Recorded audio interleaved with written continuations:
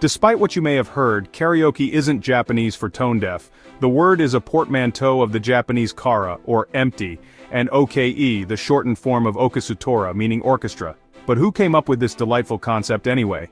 If you love learning about fascinating origins like this, make sure to subscribe and hit the like button for more amazing stories. Shigechi Nagishi's Sparko Box.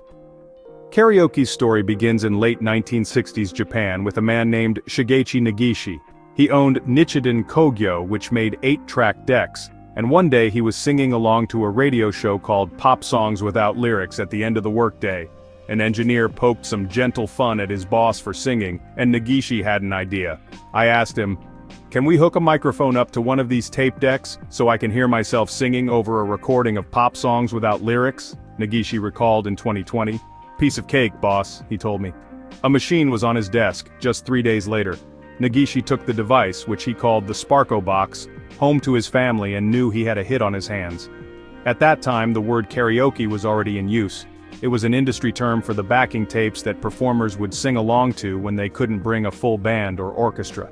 Nagishi sought out a distributor for his machine, who, the inventor said, wouldn't let me call it a karaoke machine, said karaoke sounded too much like kanoki, meaning coffin, which was accompanied by lyric booklets.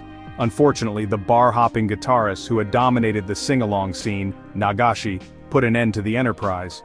Bar owners, Nagishi said, would tell us that their patrons couldn't get enough, and that we should never come back. It was the Nagashi.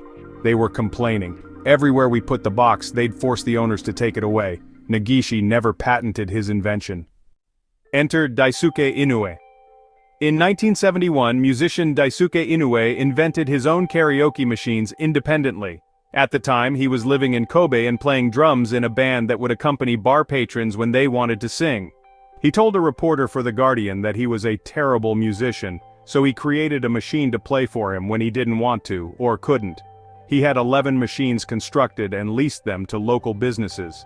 The machines were a success, and soon, other companies began to make them. By the 80s, karaoke was all over Japan.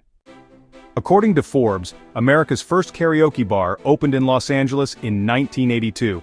By 2003, the first year of the Karaoke World Championships, which had participants from 7 countries, karaoke had become a worldwide phenomenon.